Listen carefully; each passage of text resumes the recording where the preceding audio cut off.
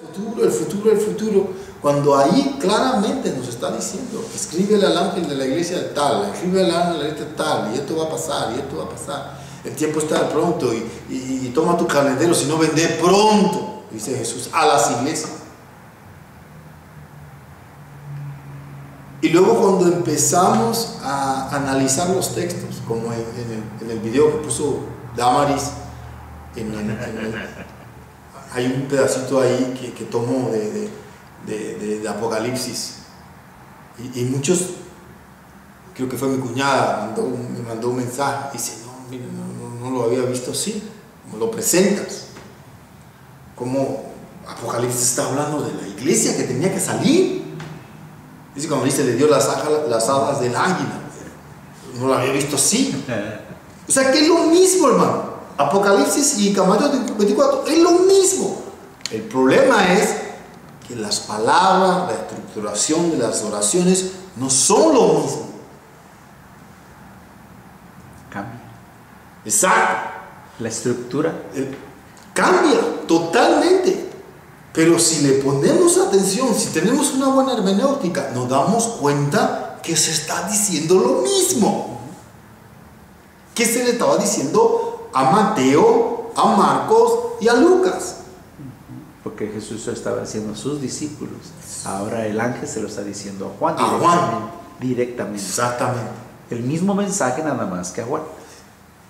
Y está utilizando ciertos simbolismos, ciertas palabras diferentes. La explicación es que se dio, es que el lenguaje se ocupaba para que no se diera cuenta más gente, sino exclusivamente la iglesia que conocía esos símbolos. Exactamente. Era algo para salvar a la gente. Es como dice David Chilton, tremendo este hombre. El libro ese que yo compré cuando estaba estudiando eso, dice, era como hablar en códigos. Ese es el libro de Apocalipsis. Exacto. Y para entender el código, usted tenía que saber qué significan los códigos. ¿Y quién era el que se... Y me fascina cuando dice, para poder entender el libro de Apocalipsis, tienes que tener conocimiento del lenguaje del Antiguo Testamento.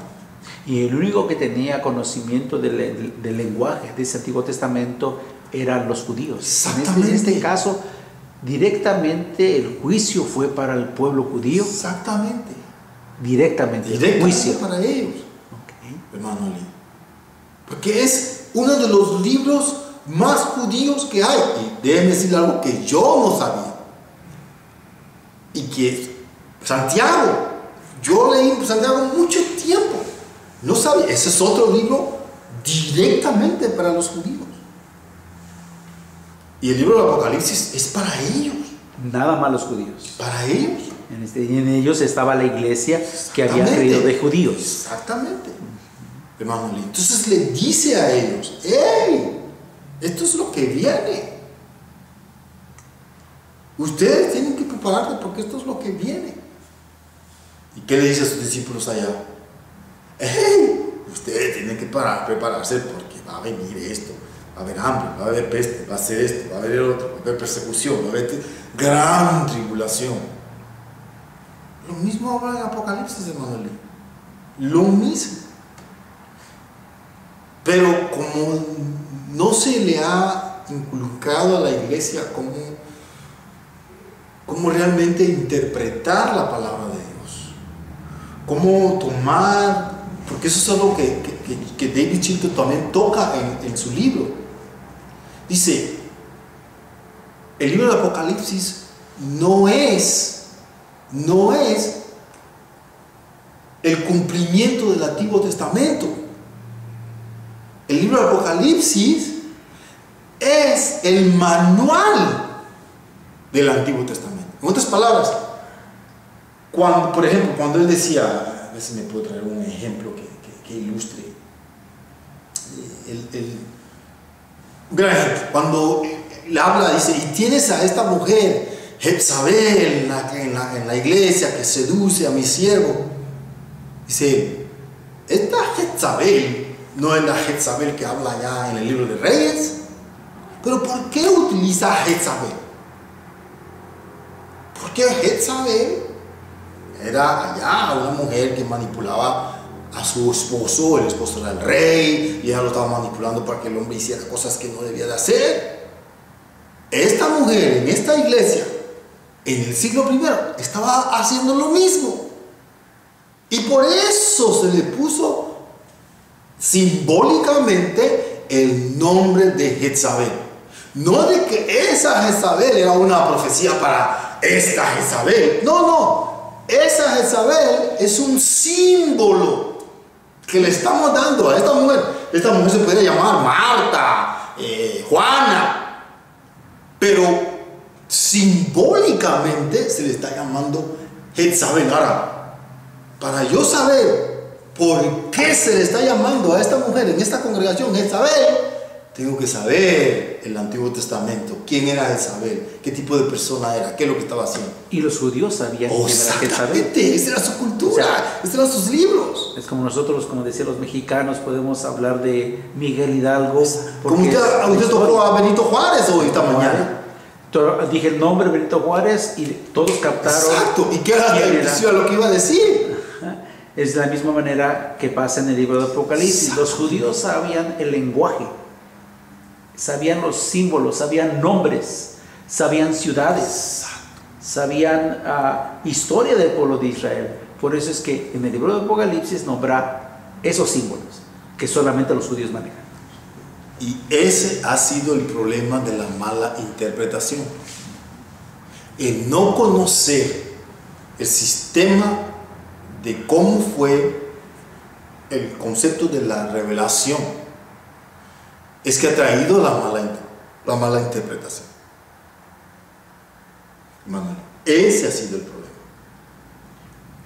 De no entender eso, de cómo estos hombres, y este libro porque eso fue que reventó todo el libro de la parusia de este hombre. Ese libro fue escrito en 1700, hermano. Y yo leía, no sé si yo leí el párrafo, que él tuvo que, pues ni quisiera que poner su nombre originalmente, porque él tenía miedo a la reacción que iba a haber. Y este hombre tiene, él empieza a decir ahí, mira, estos conceptos de hermenéutica vienen desde allá. Vienen desde allá. Y esos son los conceptos que Dios, tan sabio Dios, hermano, todo lo empieza a describir allá en el Antiguo Testamento, porque Él sabe que en el Nuevo Testamento Él lo va a volver a tocar. ¿Y qué es lo que nos va a ayudar a nosotros a interpretar eso? Es el Antiguo Testamento. Para poder hablar un poquito más de la parusha, que es lo que estamos hablando, de la venida del Señor, es escrito en 1700, el escritor Stuart. El escritor, lo hay en español porque lo he estado leyendo en español. Sí, ¿sabían que hay un escrito en español? Lo tradujo. ¿O lo tradujeron? Está en español. Y después quiero compartir con ustedes eso. Pero sí, hermano, Luis, entre paréntesis, estoy grabando, ¿ok? Los años que tenemos 11 años como iglesia, nosotros. Para usted, hermano Merchan, sé que ha sido una reestructuración, no sé cómo nombrarle para usted, hermano Merchan, el poder hablar de Mateo 24. ¿Nos puede decir qué difícil ha sido o qué trabajo ha sido poder lograr lo que ya tiene en sus manos? De eso no hay duda, hermano. Para mí, la enseñanza de Mateo 24 fue yo creo que puedo decir, ha sido la enseñanza más importante desde que yo estoy en las cosas de Dios. Para mí, el entender el capítulo 24 de Mateo sin sacarlo fuera de su tiempo, sin sacarlo fuera de su historia, hizo un impacto, una revolución en mi forma de pensar, en mi forma de ver la Biblia, en mi forma de leer la Biblia, en mi forma de entender las cosas, especialmente en el concepto escatológico. Porque yo creo que nosotros como cristianos tenemos muchos puntos paralelos con las personas que creen del futurismo, hablando escatológicamente, futurísticamente. Tenemos muchas cosas en común, muchas cosas, pero cuando entramos al concepto escatológico, ahí es donde está la diferencia. En otras palabras, la gran mayoría de nuestros hermanos en la fe, ellos creen que la Biblia habla de eventos proféticos para el futuro nuestro, para el futuro de nuestros hijos, para el futuro de nuestros nietos. Pues yo no creo eso. Yo creo que los eventos proféticos de la Biblia, todos se cumplieron. Absolutamente todos, sin excepción. Y como decíamos anteriormente, hermano Lee, que la pregunta que la gran mayoría de las personas se hacen cuando uno les dice esto de que los eventos proféticos se cumplieron es: ¿y entonces para qué tenemos la Biblia? Que es una pregunta muy directa. Exacto. Y válida también. Yo le digo válida. Válida. Es una pregunta muy válida. Y lo que siempre me viene a la mente cuando la gente hace esta pregunta es lo que el apóstol Pablo le escribe a Timoteo. El apóstol Pablo escribe este texto que nosotros muchos hasta no sabemos de memoria. Cuando él le escribe a Timoteo en 2 de Timoteo capítulo 3 y le dice esto, dice: toda la escritura es inspirada por Dios y es útil para enseñar, para redarguir, para corregir, para instruir en justicia, a fin de que el hombre de Dios sea perfecto, enteramente preparado para toda buena obra. Toda la escritura. Y cuando Pablo estaba escribiendo esta carta a Timoteo, hermano, a la escritura que él se estaba refiriendo era primordialmente el Antiguo Testamento. Y el Antiguo Testamento, en tiempo de Pablo, la gran mayoría del Antiguo Testamento ya se había cumplido. Pero él sigue diciendo que esa escritura está vigente ¿para qué? Para enseñar, para redarguir, para corregir. ¿A quién? A los hijos de Dios. Pues eso es lo mismo. Ahora para Pablo la escritura del Antiguo Testamento, para nosotros la escritura es el Antiguo y el Nuevo Testamento. Y aunque yo en lo personal creo que todo eso ya, hablando proféticamente, ya se cumplió, esas escrituras, o sea, el Antiguo como el Nuevo Testamento, siguen siendo escrituras que a mí me van a enseñar, me van a redarguir, me van a corregir. Y esa es la respuesta a aquellas personas que dicen: si ya todo se cumplió, entonces ¿para qué sirve la Biblia? Y yo me acuerdo una vez que una persona me dijo así: ¿en su Biblia tiene el libro de Génesis? ¿Tiene el Éxodo? Sí. Entonces ¿por qué, hermano? Si ya todo eso se cumplió, ¿por qué usted sigue cargando con eso? O sea, que se puede asegurar, o sea, puede haber una seguridad en decir, a pesar de que ya es, porque el Antiguo Testamento tiene aproximadamente como 4,000 años, después de los 4,000 años vinieron los 2,000 años que tiene el Nuevo Testamento. Exacto. O sea, que los 6,000 años que tiene la Escritura sigue teniendo validez. Exactamente. Hasta la actualidad. Hasta la actualidad, y va a seguir teniendo validez, porque ese es el manual que Dios nos ha dejado a nosotros, específicamente los cristianos. Específicamente digo porque la escritura sirve también para los que no son cristianos, pero específicamente a nosotros los cristianos, porque Dios a través de esa escritura nos ha dejado su voluntad, lo que queramos que hagamos en nuestra relación familiar, conyugal, amistad, en la congregación, en la sociedad. ¿Qué tema, hermano? Usted que ha leído la Biblia que yo, ¿qué tema la Biblia ignora? La Biblia nos habla de tantos temas actuales, temas que a veces muchos ni creemos, ni hemos entendido, ni hemos captado que la Biblia toca. Y específicamente, hermano, el profético. Desafortunadamente la iglesia ha hecho daño, la mala interpretación de la Biblia proféticamente, y mucha gente a causa de ello se ha apartado, se ha enfriado, no quiere ver más con la gente de la iglesia, porque la profecía la han tomado o la han aplicado con demasiada fantasía. Yo le llamo fantasía, yo le llamo cuento, yo le llamo algo del hombre solamente, y mucha gente se ha apartado de ello, demasiada gente, hermano Melcho. No, y eso es correcto, hermano, cuando usted dice que la mala interpretación de la Escritura. Y yo digo que esa es la raíz del problema, que a través de los años no se nos ha inculcado una buena hermenéutica en la iglesia. Y la palabra hermenéutica significa la ciencia del arte de saber interpretar los textos. Pero si eso solamente los pastores lo saben, hermano. No, pero es algo que no solamente los pastores deben saber, toda la congregación debe saber, todo cristiano debe saber, por lo menos tener una base, un fundamento de qué es la hermenéutica, de cómo se utiliza, de cuáles son los principios hermenéuticos.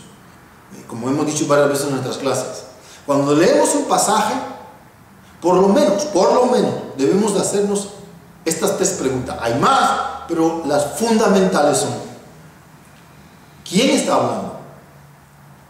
En el pasaje que usted está leyendo, ¿quién está hablando?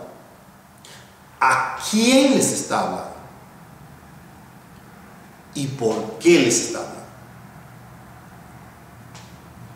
Si nosotros nos hiciéramos esas tres preguntas fundamentales cada vez que leemos un pasaje, nosotros no podríamos decir que la Escritura me está hablando a mí, literalmente ahora, en el siglo XXI. Podemos decir que Dios me está hablando a través de su Espíritu en su palabra. Sí, eso lo acepto muy bien. Eso acabamos de leer en 2 de Timoteo 3. Que Dios me va a enseñar a través de su Escritura. Pero hablándome literalmente, no hay ningún texto bíblico que nos hable de un evento para nuestros días, para el siglo XXI. Y le hice una pregunta una vez a un hermano que estábamos en un campamento en Tijuana. Le dije: hermano, desde el siglo I hasta el siglo XXI, ¿qué evento profético ha sucedido? ¿Qué evento? Y me contesta el hermano: que Jerusalén, Israel se convirtió en una nación en mayo de 1948.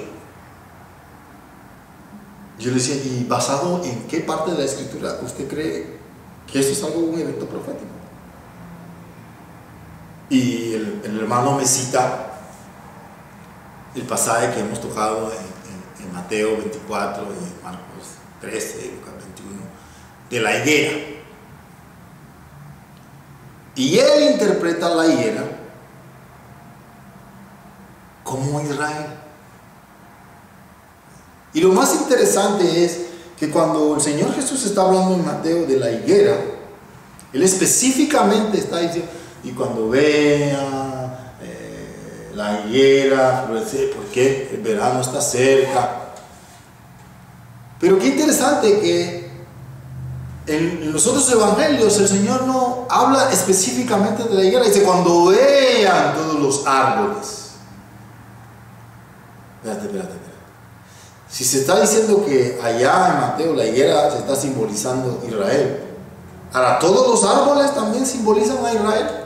En ningún momento. Y si hay un árbol que simboliza a Israel en la iglesia, o en la Biblia, o en las Escrituras, es el olivo, no la higuera. Y lo que estaba tratando de decir Jesús es a sus discípulos: cuando usted vea que está sucediendo en este árbol esto, es porque se aproxima a otra cosa. En otras palabras, la mayoría de los árboles florecen en la primavera. Después de la primavera, ¿qué viene? El verano. Y lo que Jesús estaba tratando de decirle es: hey, cuando ustedes vean que esto va a suceder, es porque esto va a venir.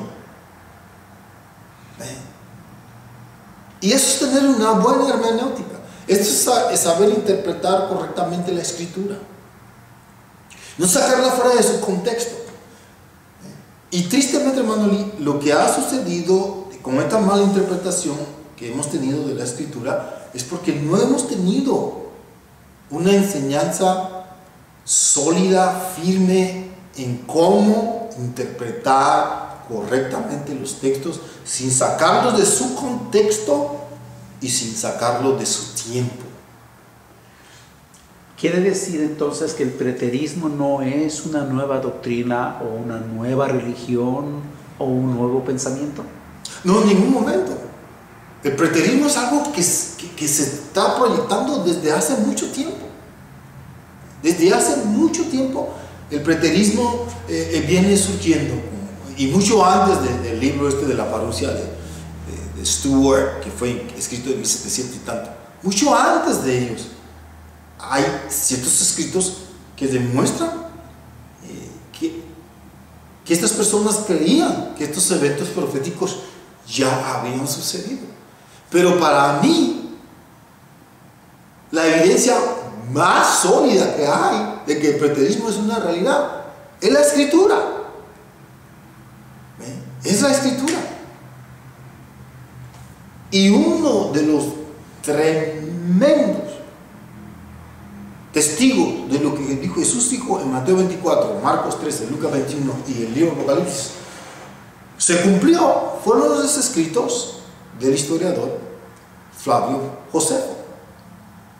Cuando él escribe en este libro de las guerras de los judíos todo lo que aconteció en el año 70, en el verano del año 70, cuando el ejército romano destruyó la ciudad y el templo de Jerusalén,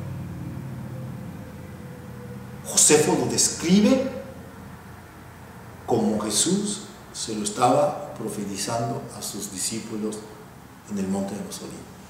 Y Josefo, hay que aclarar que Josefo no era cristiano, o sea que él no estaba escribiendo de un punto de vista cristiano, que él no estaba dándole validez a Jesús.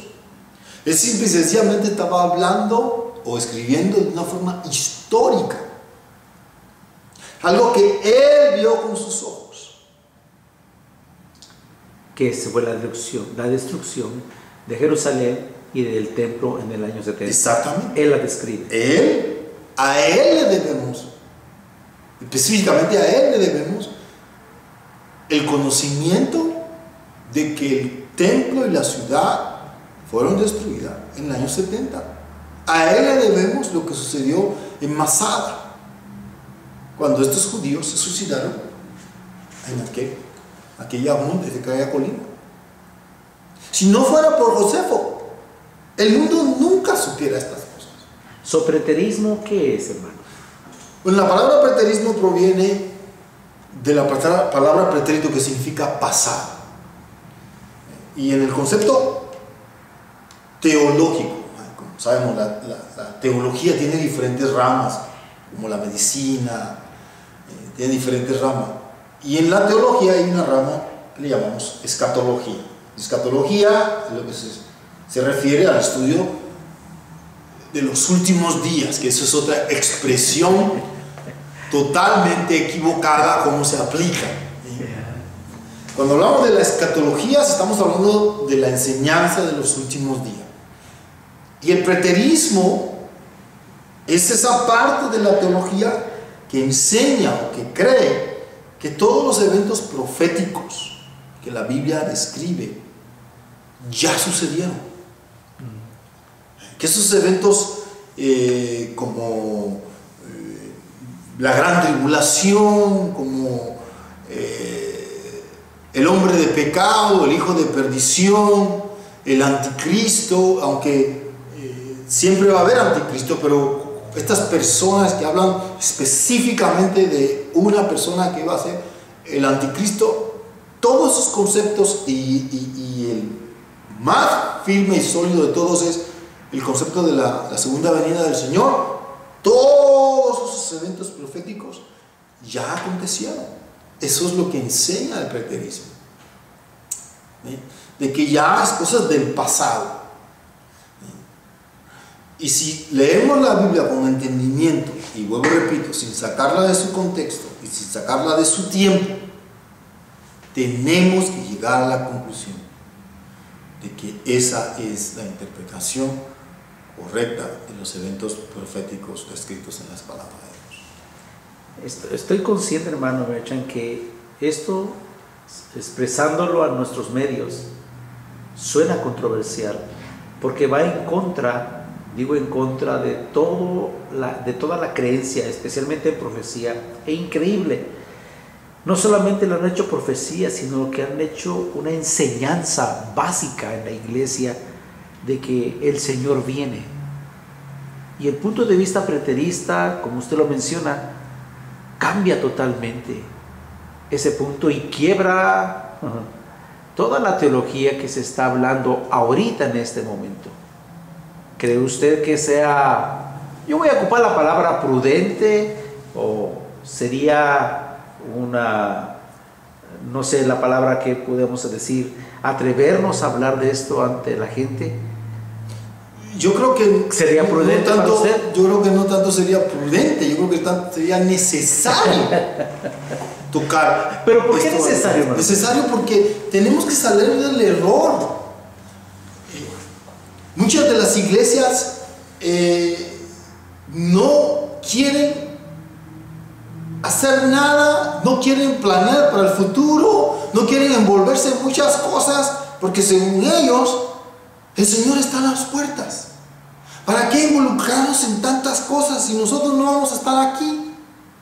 Y ese concepto pesimista de la iglesia ha afectado a la iglesia. Producto del pensamiento que está... Exactamente, producto del concepto, en mi opinión personal, basado en lo que yo entiendo de la Escritura, en el concepto equivocado de que el Señor va a venir, va a raptar la iglesia y el anticristo va a quedarse aquí en el mundo haciendo desastre.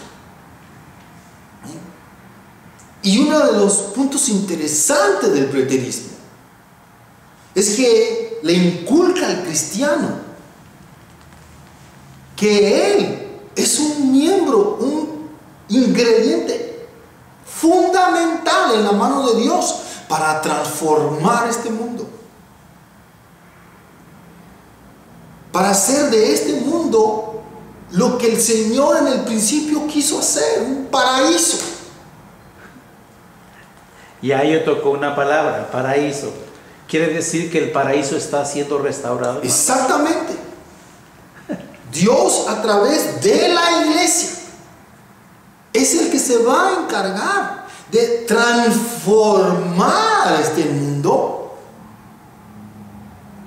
a lo que Él quiso hacer desde el principio. ¿Eso quiere decir que estamos en su reino ya?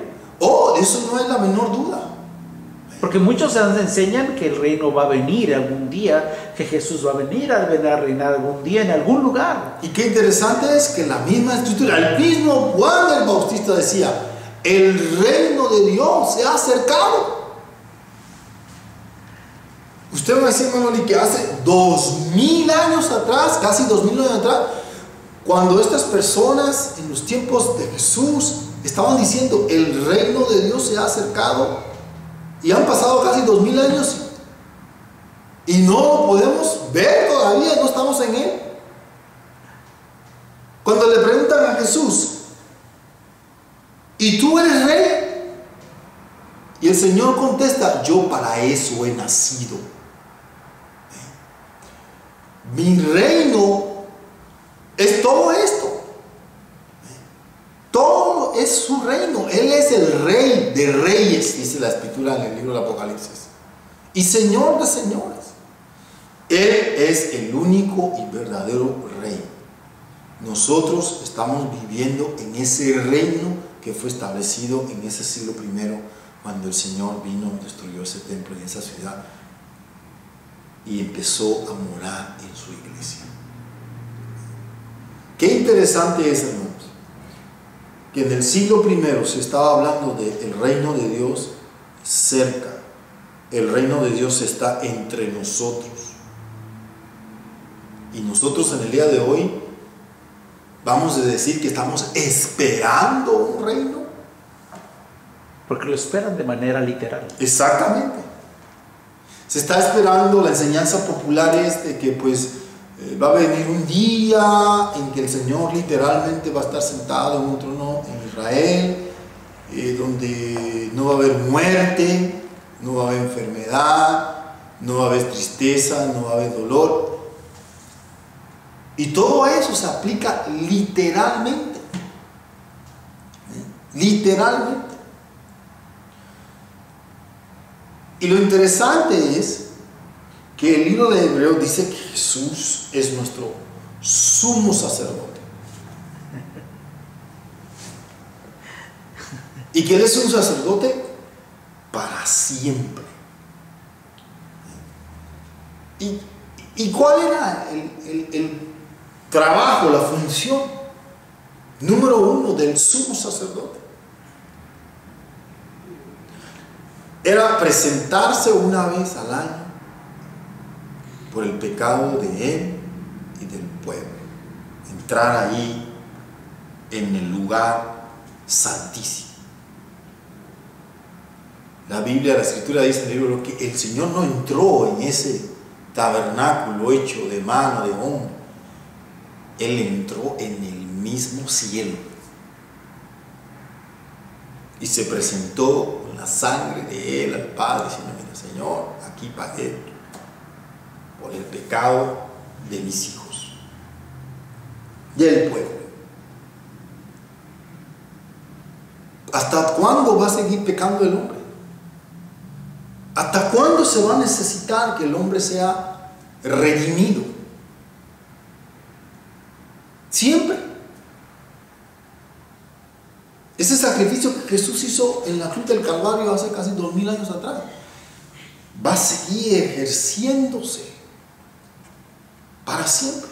Pero es la razón, la enseñanza popular. Otra enseñanza popular, y usted tocó una de las enseñanzas muy directas. Se dice que el pecado se va a acabar una vez que Jesús venga a reinar, cosa que la Biblia no lo enseña de esa manera. En ningún momento. Nunca se va a acabar el pecado. ¿No? ¿Por qué? Porque el hombre va a seguir reproduciéndose. El hombre va a seguir reproduciéndose. Y el pecado, dice la Biblia, porque el pecado entró por un hombre y por eso entró en todos los hombres, en todos los seres humanos tenemos pecado. Y en el momento en que una persona, un ser humano se reproduzca, ya esa persona tiene pecado. Esa persona necesita redención. Entonces, pecado no es hablar del diablo, ¿verdad? No, en ningún momento. Pero mucha gente mezcla el pecado con el diablo, hermano Martín. Caemos en lo mismo, hermano, en la mala interpretación de la Escritura. Le acabo de citar Romanos, que dice claramente la Escritura que el pecado entró en el hombre. En el hombre. Romanos 5:12 dice: por tanto, como el pecado entró en el mundo por un hombre, y por el pecado la muerte, así la muerte pasó a todos los hombres, por cuanto todos pecaron. Ahora, si se está diciendo que la gente se va a seguir reproduciendo, pues la gente va a seguir continuando teniendo pecado. Ese sacrificio que Jesús hizo en la cruz del Calvario no es que se va a tener que repetir, no, sino que ese sacrificio va a seguir ejerciéndose mientras el hombre se continúa reproduciendo. Y eso es lo interesante cuando la palabra de Dios nos demuestra eso, de que todos hemos pecado. Y como todos hemos pecado, estamos destituidos de la gloria de Dios. Pero qué interesante es que también la Escritura dice que en Cristo Jesús tenemos perdón de nuestros pecados. Y yo creo que esa es la inquietud, hermano Merchan, que por estos ya 11 años que hemos estado como iglesia, porque somos la iglesia Nuevo Pacto, y nosotros estamos interesados en que el mundo sepa de qué estamos hablando. Y la palabra, he ocupado la palabra preterismo, porque afuera mucha gente no ha escuchado de esto, hermano Merchan. Escucha del futurismo. Exactamente. O sea, de algo futuro, de algo que viene, pero no escucha del preterismo, hermano Merchan. Quiere decir que esto se ha querido ocultar dentro de la iglesia, porque la iglesia no sabe. En parte yo creo que ha sido una combinación de ignorancia y una combinación de negligencia. Ignorancia porque hay muchas personas que realmente y sinceramente ignoran lo que la Escritura enseña. Y negligencia es que hay unas personas en la iglesia que sí han escuchado el concepto preterista, pero lo rechazan. Y lo rechazan porque para ellos no tiene sentido. Para algunos interfiere con sus ideas, con sus motivaciones. A otras personas les afecta en lo económico. Sé que hay varias razones, hermanos. Dice el apóstol Pablo, él mismo decía que había unos que predicaban a Cristo por contienda.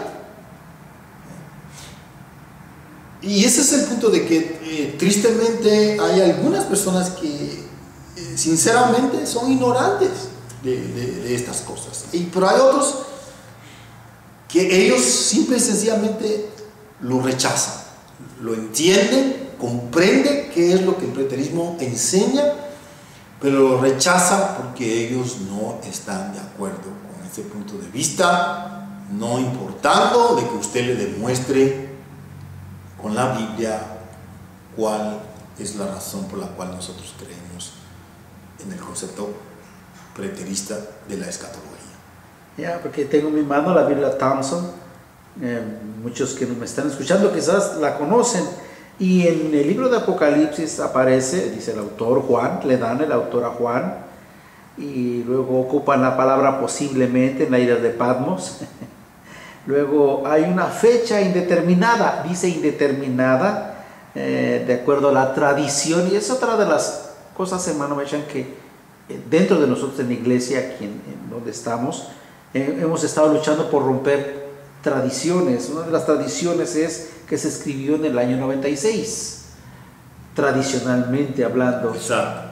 Nosotros creemos que el libro de Apocalipsis no fue escrito en ese tiempo por la historia. Exacto. ¿Cierto? O sea que tenemos la Biblia, como dije anteriormente, que si leemos el libro de Apocalipsis con cuidado, con entendimiento, con sabiduría, podemos probar que el libro de Apocalipsis fue escrito antes de la destrucción del templo y de la ciudad en el año 70 por los romanos. Y qué interesante es, hermano Lee, que esta fecha, que cuando hablamos del preterismo siempre mencionamos el año 70, y a mí me llama siempre la atención cuando hablo de esto, porque personas seculares, historiadores seculares que no tienen que ver nada con Dios y con el Evangelio, nada, hacen referencia a esta fecha. Usted puede tomar una enciclopedia, bueno, hoy en día casi ni enciclopedia debemos, pero usted puede hacer Google el año 70 y usted puede sacar tanta información. Y entre ellas la destrucción del año de Jerusalén y del templo. Exacto. Y para allá voy, que esa fecha es una fecha tan conocida históricamente Y yo no creo que eso solamente fue por pura casualidad. Yo creo que esta es una fecha muy conocida históricamente, porque en la providencia de Dios, Dios permite que el hombre comprenda, que entienda, que no haya duda. Históricamente, secularmente, que no haya duda que en el verano del año 70 el ejército romano destruyó la ciudad y el templo en Jerusalén.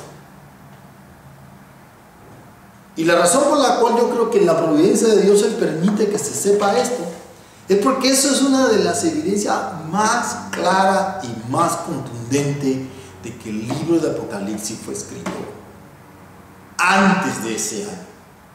Lo mismo que el capítulo 24 de Mateo. Exactamente. Inclusive, me voy más lejos, todos los 27 libros del Nuevo Testamento, todos fueron escritos antes del año 70. ¿Por qué? Le podemos dar varias razones, pero la más contundente para mí, en mi opinión, es que ¿cómo es posible, Manuel, que los judíos, que eran tan celosos de su templo, que ese era el centro de su cultura, de que cuando en el Antiguo Testamento habla de que cuando se erigió el templo en tiempos me escurre el nombre ahora,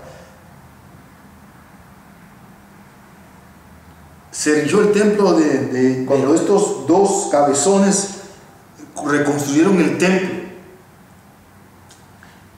en tiempos de Nehemías y de Esdras. Cuando los ancianos vieron ese templo, dice que lloraban,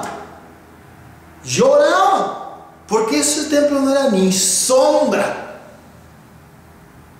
del templo que Dios le permitió a Salomón construir. Dice, lloraban, dice. Y quedaron escritos de estas cosas. Escritos tenemos del templo que Salomón construyó. Y la pregunta que yo le hago a usted, Manuel, y le haría a todas estas personas: ustedes me van a decir a mí que, como popularmente se cree, que el libro de Apocalipsis fue escrito en el año 95, 96, o sea, ya 25 años después de la destrucción del templo y la ciudad, la cual fecha sabemos que así sucedió, y que la enseñanza popular, y lo vemos en nuestras Biblias ahí en los comentarios de los libros, y usted me va a decir, hermano, de que 25 años después, y no hay ninguna referencia de que ese templo fue destruido, que se supone que Juan está escribiendo 25 años después que fue destruido el templo, y él no mencione ninguna palabra de que ese templo fue destruido, cuando ese celo que tenían los judíos por su templo. Y la razón por la cual Juan no menciona nada de la destrucción de ese templo, ¿saben por qué es? Porque cuando Juan está escribiendo el libro de Apocalipsis, el templo todavía estaba en existencia. E inclusive en el libro de Apocalipsis hay un pasaje muy interesante que el Señor le dice a Juan que empiece a medir el templo. Gloria a Jesús. Si pueden encontrar la cita esta que es muy interesante, cuando el Señor le dice a Juan, gloria a Jesús. Si le pueden encontrar esta cita cuando está hablando de medir el templo. En esta revelación que se le dio a Juan. Ayúdenme, hermano Lía, a conseguir esa cita para no tomar tanto tiempo. Dice: capítulo 11 de Apocalipsis. El versículo 1 adelante dice: entonces se me fue dada una caña semejante a una vara de medir, y se me dijo: levántate y mide el templo de Dios y el altar y a los que adoran en él.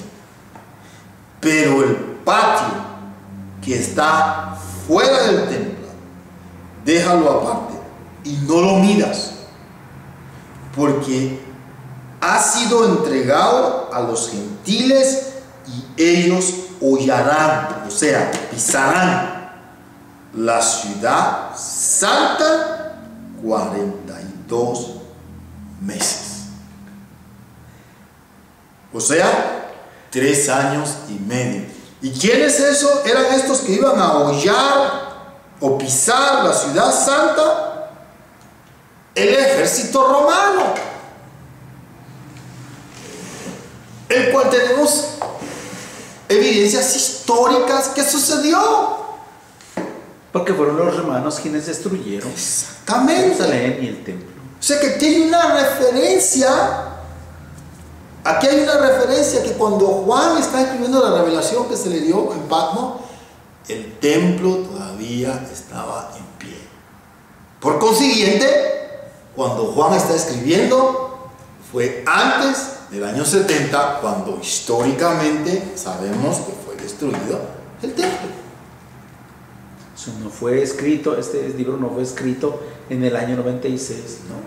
Porque Tristemente esa es la enseñanza. Ahora, ¿por qué, hermano Eli, es que se dice que el libro de Apocalipsis fue escrito en el 95 o en el 90 y tanto?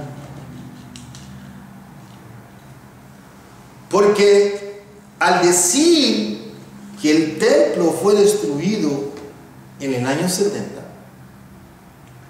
se les viene abajo la enseñanza popular que hay entre muchas iglesias, muchas denominaciones, muchos cristianos, de que en el futuro se va a reconstruir un templo en Jerusalén. Otro tema muy controversial. Donde en ese templo se va a sentar el anticristo haciéndose pasar por Dios. Por eso es que no se cree que en el año 70 el Apocalipsis demuestra que el templo todavía estaba en pie. Por eso es que no se cree que ese templo, que el libro de Apocalipsis fue escrito en el 95. Porque si fue escrito en el 95, pues Juan no puede estar hablando del año 70. Juan, porque ya en el año 70, pues ya ese templo fue destruido. Él está hablando de otro templo, de un templo para el futuro. Por eso es que cambia la fecha. Por eso que ellos creen que el año 95 fue donde se escribió el libro. Porque está basado en su teología. La teología popular es que tiene que haber un templo en el futuro. Y si usted le pregunta, hermano, ¿en qué está basando usted de que va a haber un templo en el futuro? ¡Oh! Lo que dice Apocalipsis. Y usted le dice, no, ese templo del año 70, no puede ser, hermano. Si en el año 70 fue destruido ese templo, pero Juan estaba escribiendo en el 95.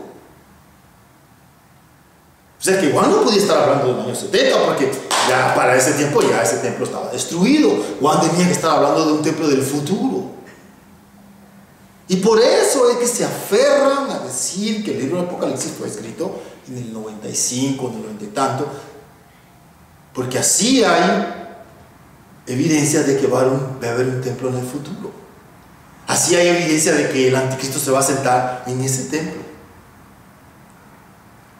Por eso no se cree que Juan estaba hablando de un templo, del templo que fue destruido en el 70.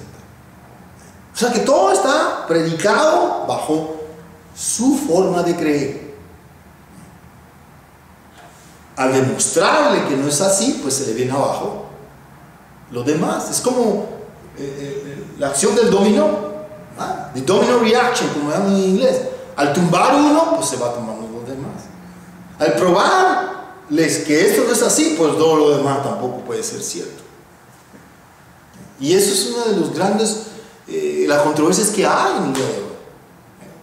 Y claro, podemos tocar evidencias fuera de la Biblia que demuestran que el templo fue destruido en el 70 y que el libro de Apocalipsis fue escrito antes del año 70, el cual Juan está describiendo ese tema.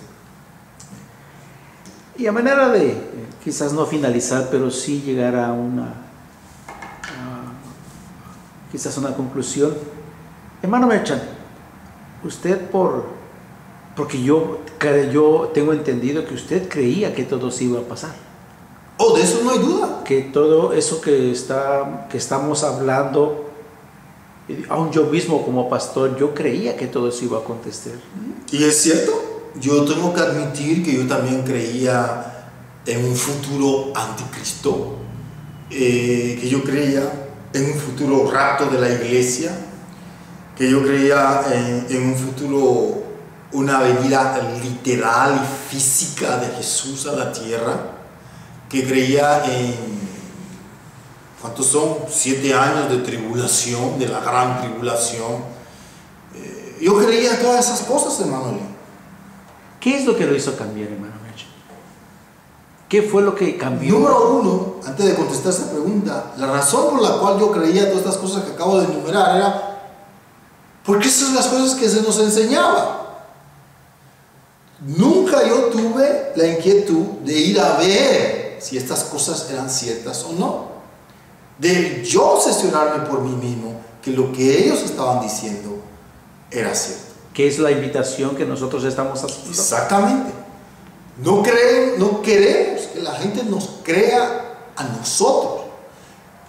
Queremos que la gente crea lo que dice la palabra de Dios. Amén.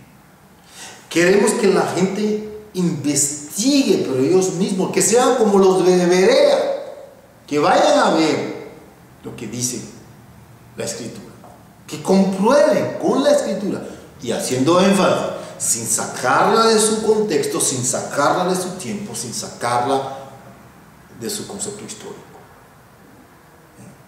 Y lo que me hizo a mí cambiar, hermano, fue eso precisamente, meterme a estudiar lo que dice la Escritura, comprobar cuál es lo mejor que podemos hacer para probar que la Escritura es verídica, la propia Escritura.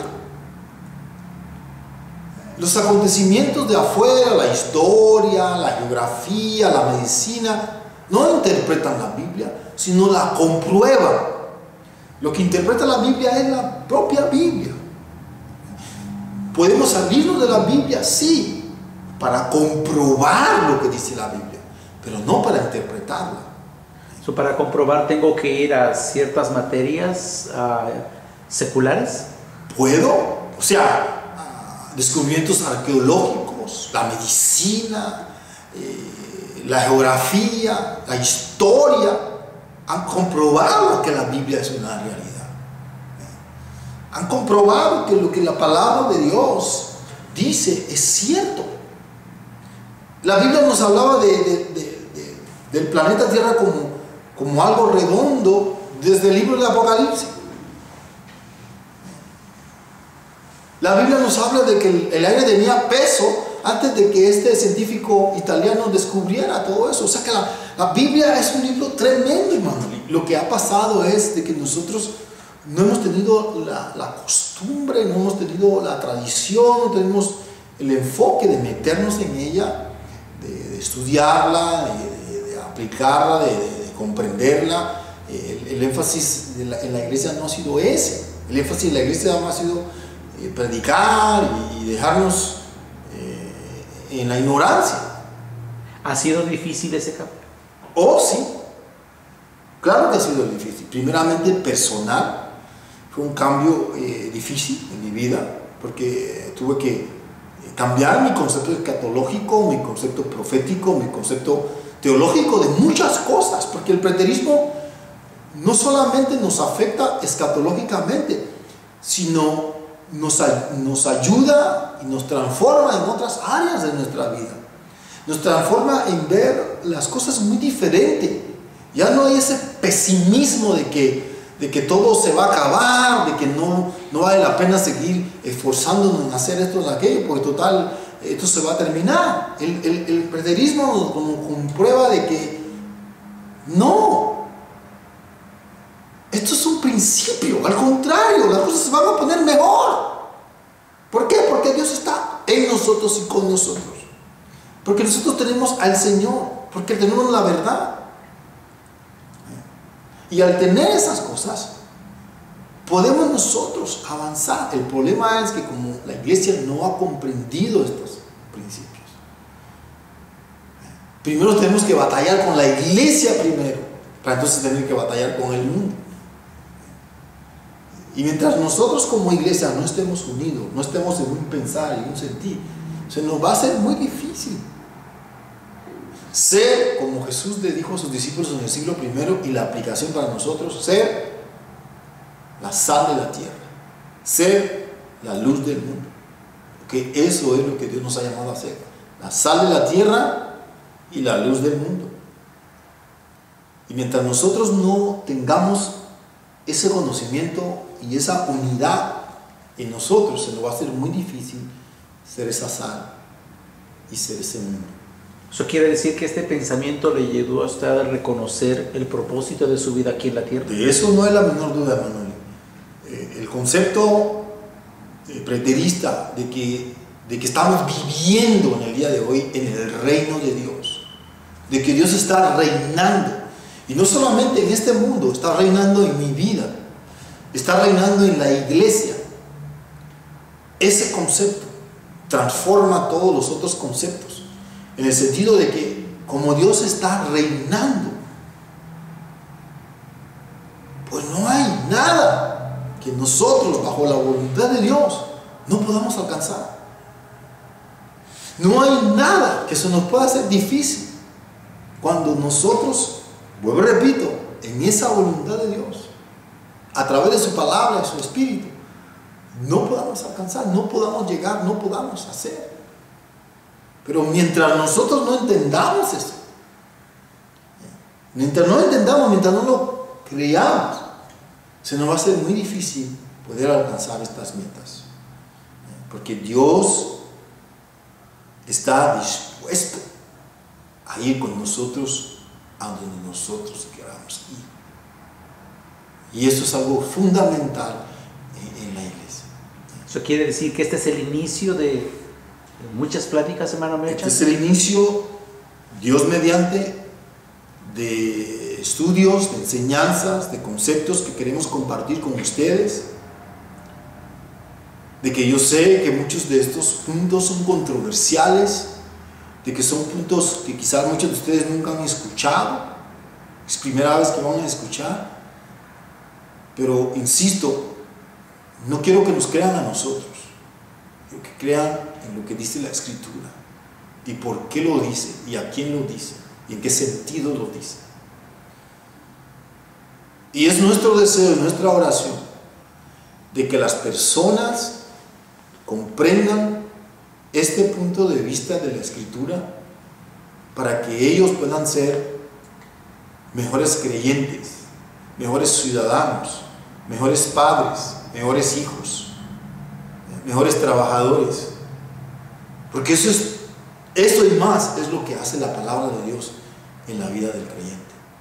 Nos transforma, nos cambia, nos ayuda a que seamos personas que glorifiquen a Dios. Porque en mi opinión,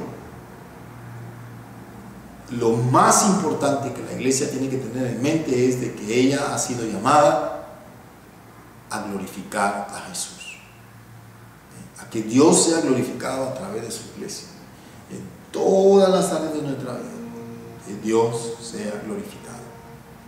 Y cuando Dios es glorificado, la iglesia es bendecida el mundo es edificado, el mundo es transformado.